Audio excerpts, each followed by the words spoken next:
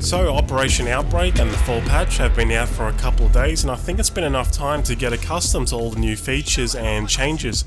I do recommend, if you haven't done so already, take some time and thoroughly read over the official patch notes. I'll leave a link down below. So what I'm going to do in this video is go over and explain what I think the best parts of a fall patch are, though I'm going to leave the more controversial, not so great changes for my next video. Firstly, let's go over the obvious here. Most likely the biggest inclusion of the patch is the community map project. It's been a pretty amazing journey, slowly progressing the different stages of development, seeing all the massive amounts of feedback from us players, and the transparency from Dxtory handling that feedback was something I really did enjoy. I've seen a lot of positive comments about the jungle map so far, and for me, I'm sure it is for you as well, it's my favourite map in the game, and it really brings me back to Bad Company 2. To summarise the progress of the jungle map, let's go back to around February of this year. This is when Dxtory initially announced CMP and gave out the guidelines for the project, and basically leaving it up to us on what we wanted to see in the map. This is when we started to see a lot of design concepts ranging from urban environments to desert maps, but the main one a lot of players suggested, myself included, was for a jungle setting. Soon after, Dxtory sent out a survey for us to answer on what the theme should be, and as you can see from the survey, the jungle setting won with the most votes. It didn't take long before they gave us a few design concepts of potential map layouts. Layout C was the most voted for, and eventually we saw the very first alpha scale test of the jungle map, as you can see here, completely naked without any textures. The main focus of this stage was to establish the rough layout of the map and capture point locations. Along the way we saw a lot of fine tuning, and eventually Dxtory started to add textures, artwork and general polishing. It's amazing to see what the map looks like at this point in time to what we currently have. As you can see, a lot of work has been put into this project, and the final result is an extremely well designed map that can provide one of the best infantry experiences in the game while still keeping vehicle play relevant, and all within a jungle environment. So overall, in my eyes, CMP was a huge success, and I hope in the future we can once again see this community driven content. As for other features in the game, one of the biggest changes to air vehicles for quite a long time in BF4 is the new below radar feature. It doesn't work exactly the same as it did in BF3, but the fundamentals of it are exactly the same. Basically, if you're in any kind of helicopter and fly below 25 meters, no auto lock-on missile from air and land vehicles will be able to lock onto you. However, infantry weapons can still lock onto you, so that means you'll still need to watch out for the Stinger and Eaglet launchers. As for jets, you'll need to fly below 50 meters in order to gain the below radar passive effect. One of the small focuses in the fall patch was team and objective play, and this is an area I'd love to see being enhanced. We have a new feature in BF4 brought over from Hardline that will promote and demote squad leaders. Basically, this system will demote lazy squad leaders and replace them with a player who actually wants to give out orders for members of his squad to complete. If you're on a squad and the leader isn't giving out an order, you can request an order like you can see here, and if that order is not met within 30 seconds by the leader, he will be demoted and you'll be promoted to squad leader. This can solve many issues, like for example, if maybe 2 or 3 members of your squad want to follow orders and you're stuck with a lazy leader, you either need to waste time asking him in chat to place an order or just simply leave and find a different squad, which is not ideal.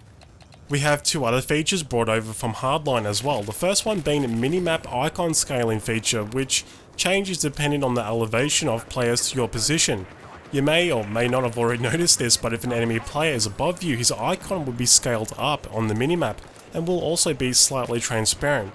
If an enemy player is below you, the icon will be scaled down, which can help you immensely in flanking, staying alive, or if you're trying to find that one particular enemy player. Next up, we have another feature from Hardline. Capture zone radiuses have been added to your minimap, so for example, if you're in Conquest, you'll notice a blue or white zone around a flag displaying the radius to where you can burn the flag. Even though it might seem like only a small improvement, but this feature can make a pretty big difference to your gameplay. The first one being, seen as you know the burn radius, you can easily position yourself accordingly so you can take the flag or defend it while being behind some kind of defensive position. And secondly, if you get into a situation where you're alone burning the flag, then all of a sudden it stops because one enemy player has stepped into the capture zone.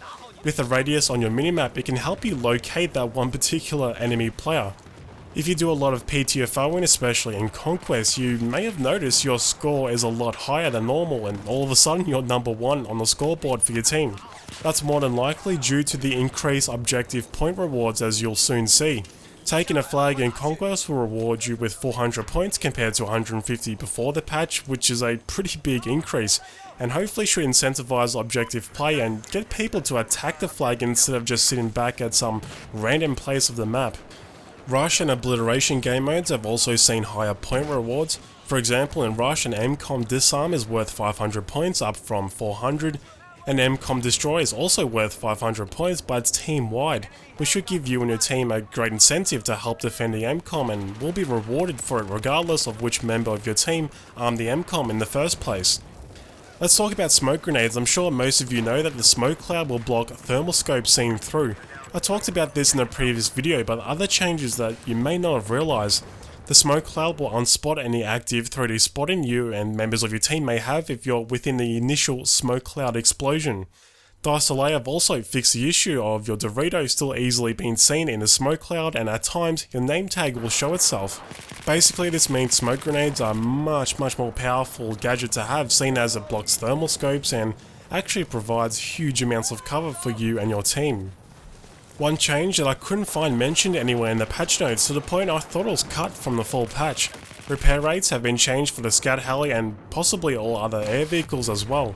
To give you an example here, doing an inside repair to the Scout Heli from 9% HP. As you can see, the repair rate is very slow. It should take around 65 seconds to fully repair. Before the patch it was around 38 seconds. However, repairing from the outside, also when it's on 9% HP, is extremely quick, as you can see. This was done to combat the issue of in-flight repairs for the Scout Heli being so fast that it made it extremely difficult at times to destroy the vehicle. It seems like the same outside repair rates have been applied to the attack and transport heli, as you can see, so I'm guessing similar rate modifiers for inside and outside repairs have been applied to all air vehicles. But like I said, it's not in the patch notes, so we don't exactly know. If you're a regular Scout Heli pilot, you may want to change your playstyle a bit to find a safe landing to do outside repairs instead of relying on inside repairs. Air vehicle countermeasures have been enhanced one way or another, mainly lowered reload times. For example, the IR flares have a reduced reload time from 20 to 15 seconds, and the amount of flares fired have been increased to improve how effective it is. Apparently they'll work better against Stinger and Eaglet launchers. When it comes to netcode, since the full patch, we now have support for dual frame history time, one for vehicles and one for infantry. With the two separated, there'll be less dying behind cover moments and less dusting for vehicles firing projectiles, which is good news for all players out there. BattleLog has seen improvements since the full patch. You can filter servers based on if they're truly running the higher tick rates, which is a good option to have, seen as you can see which server admins are lying whether they're running a higher tick rate.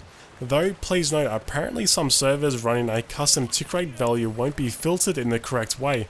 I've seen a few server admins saying that their 40 or 50Hz server is being classified by BattleLog as a 30Hz server. So overall, I'm sure we all can agree that these improvements are extremely beneficial to the game. However, I do know some parts of the full patch have caused a lot of controversy, which, like I said, I'm going to leave them for my next video. But anyway guys, make sure to leave your thoughts down below. Thanks for watching, and I'll see you in the next video.